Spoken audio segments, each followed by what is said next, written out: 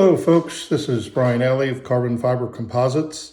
Today I'm going to do a little tutorial on fabricating the front bulkhead to fit inside of a composite spinner on a fixed pitch propeller.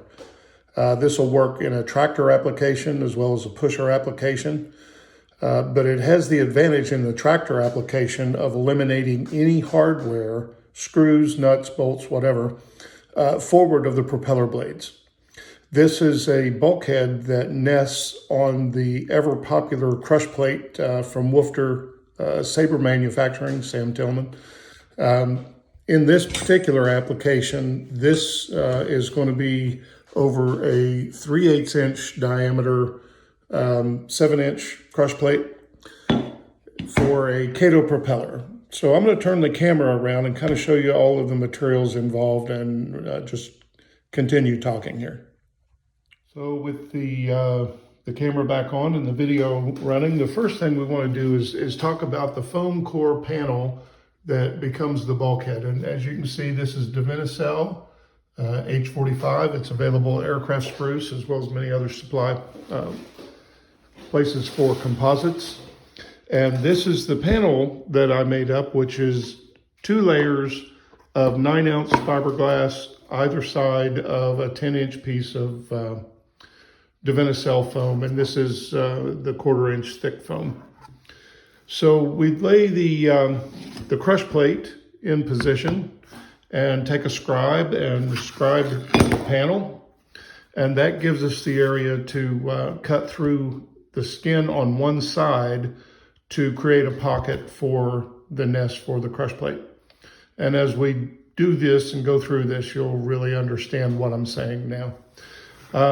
In addition to having that panel, this we're going to actually mold directly to the crush plate. So it is a molded custom fit. And so this has been prepared to release from the epoxy with a high temperature mold release wax. This is a TR. There's several brands that work extremely well. And we've done inside the screw holes and both sides of the crush plate, just so any epoxy that gets on the crush plate is easily removed. So we're going to proceed with the fabrication and come back to the video in just a few minutes. So step one is to take an air tool with these diamond abrasive blades, about the size of a nickel. You can get these at Harbor Freight. They come 5 in a pack with the mandrel. It's an 1/8 inch mandrel, and I like using air tools, but this will work in an electric Dremel just as well. So using that blade, we've already cut through our, just inside of our scribe line, we've cut through only the top skin. And I'm going to take a tool and I'm going to remove this glass to expose the foam, and then we'll remove the foam all the way down to the glass on the other side and get that all cleaned up so that the crush plate will sit in the pocket. So let me get that work done and we'll come back. So here I've removed the fiberglass skin. Set that aside, and you can see the foam that we're going to go eradicate with another air tool. It's just a sanding disc on a right angle tool, very similar to the tool we use to cut through the skin. So we'll get that knocked out and be back. So here's our fiberglass panel. And we've taken a little sanding drum and sanded the cutout all the way out to just the outside edge of the scribe mark. And all of the foam has been sanded away. You can see the little remnant here, and that's there because we are going to take this air tool with this nice little decoring tool that I made to fit my air tool. And that's made from an 1/8 inch Allen wrench. And it's kind of cut to a point.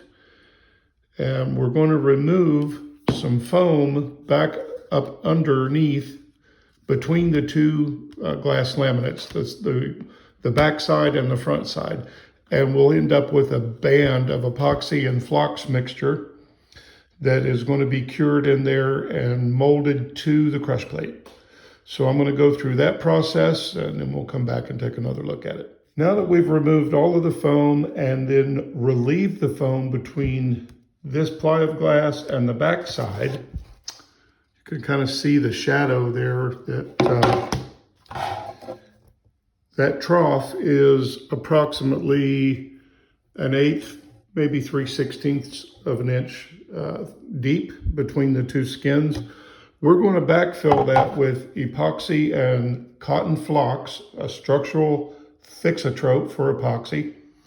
And then we can take the crush plate, and as you can see, it has a little bit of a loose fit. And we're going to literally mold this panel to the crush plate. The epoxy cotton flocks mixture has been backfilled in between the two plies of glass. And you can see the bevel that shows that the material actually comes in towards the center, so that when we press the back plate in, it will force material outward and shouldn't have any voids. And now you can see how nicely that wetted out the inside of the fiberglass to get a good bond. And that's why I'm really careful about how I remove the foam. Try to keep it very consistent with the decoring tool, and then sand the surfaces to remove that little bit of foam off of the back part so that you get a good bond. So now I'm going to place the crush plate in place and see if we get a good set. The crush plate pressed into the fresh epoxy flocks mixture. I like to put 4 or 5 pounds of weight on top of that, just so that I know that it's seated well all the way to the fiberglass on the front face of the panel. And once this cures, we'll be able to pop this all apart and we'll have a perfectly molded fiberglass foam core panel that fits the crush plate. Okay, it's a new day and we've pulled the weight off of the crush plate and knocked the crush plate out of the panel and sanded everything down flat where the epoxy squeezed out. And you notice I've got an index mark there that allows me to always put this back together in exactly the same place as it came apart. And what's really interesting is exactly how clean the epoxy and flocks mixture was molded into the recess where we established the bevel in how the material was backfilled and then beveled between the inner and outer skins, or the top and the bottom skins. And when you put the weight on it, it forces some material to sort of flatten out on this skin.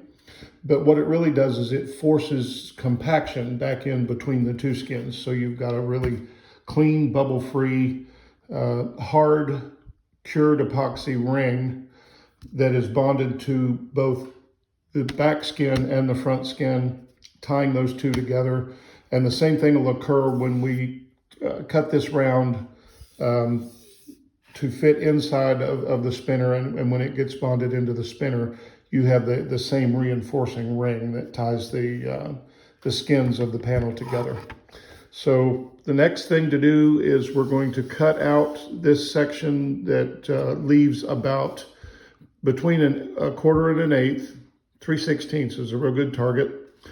And that will allow for clearance, and you can actually see where the washers are here, and you can see that kind of 1/4 inch band that we're shooting for.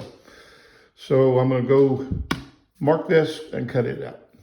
Okay, at this stage, I've completed all of the work that has to happen on the inner molded section of the panel, and it's all trimmed to a very consistent flange that is going to nest on the crush plate. So if you align the index mark,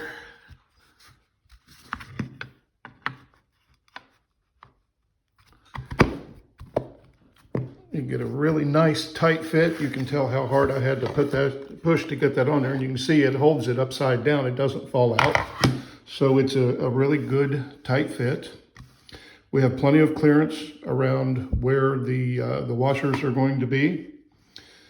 And now when you bolt the prop on, this gets bonded into the spinner, and it comes off with the spinner. It actually becomes a structural bulkhead inside of the spinner forward of the propeller.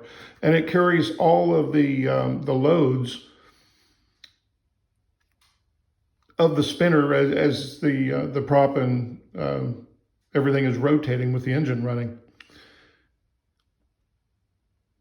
Onward and upward.